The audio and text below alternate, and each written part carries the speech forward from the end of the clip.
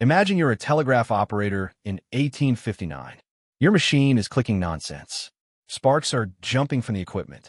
The current is so strong that the batteries powering the line have become a problem. So you do the obvious thing. You unplug them. And the telegraph keeps working. Not barely working, either. On the line between Boston and Portland, the operators reported that it worked better without its batteries.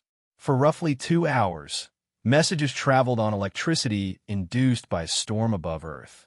To understand how the sky hijacked the newest technology of the age, we have to rewind about 17 hours and look toward the sun.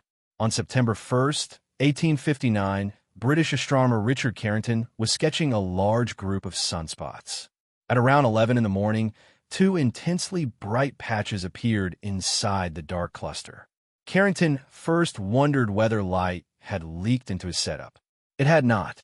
The brilliant patches moved, faded, and vanished within minutes.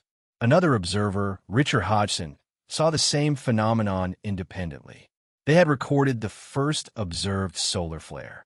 Carrington did not claim to understand what came next. He was careful about connecting one strange event to another. But Earth was about to provide a rather dramatic hint.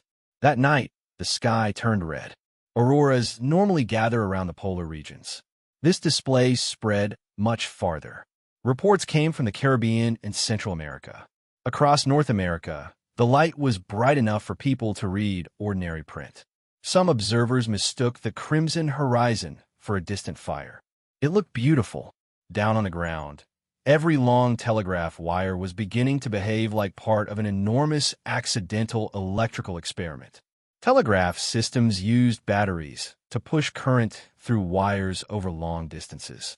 But a geomagnetic storm rapidly changes the magnetic field around Earth.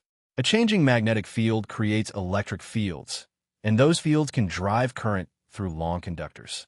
In other words, the longer the wire, the bigger the opportunity for the planet to add electricity nobody ordered.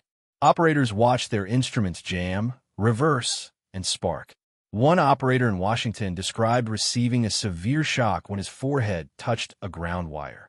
A witness said a spark jumped from his forehead to the machine.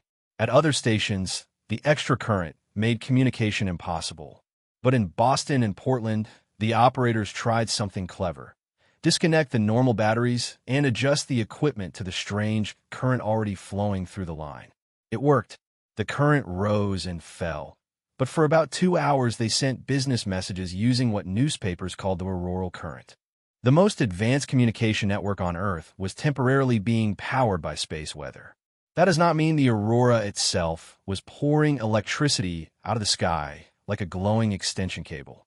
The aurora was the visible symptom. Charged material and magnetic fields from the sun had disturbed Earth's magnetosphere. The changing magnetic environment induced currents in conductors at the surface. The telegraph was simply the first global technology long enough to notice. Today, our world contains conductors on a completely different scale. High-voltage power lines, transformers, pipelines, satellites, radio links, and navigation systems. A severe geomagnetic storm can disturb several of them at once. The effect is not identical everywhere. It depends on the storm's magnetic orientation, how quickly Earth's magnetic field changes, local geology, the direction and length of power lines, and how the grid is operated. So the modern Carrington-like event is not an automatic internet disappears forever button, but it is a real engineering problem. Geomagnetically induced currents can push power transformers outside the conditions they were designed for. Satellites can suffer charging. Navigation can become less accurate.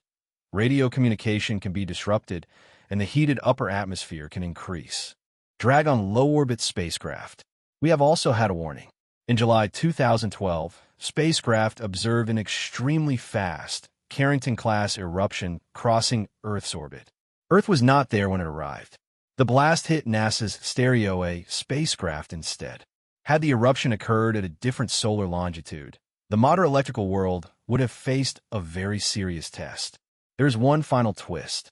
Carrington himself resisted, declaring that the flash he saw had caused the magnetic storm.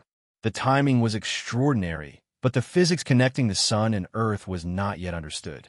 Today, that connection is the foundation of space weather science. We monitor the sun, track coronal mass ejections, forecast geomagnetic storms, and warn grid and satellite operators. Not because the sun suddenly became dangerous, but because we built a civilization that can feel its magnetic weather. In 1859, the world had only one large electrical network. The sun found it. And for 2 strange hours, the telegraph ran with the batteries removed.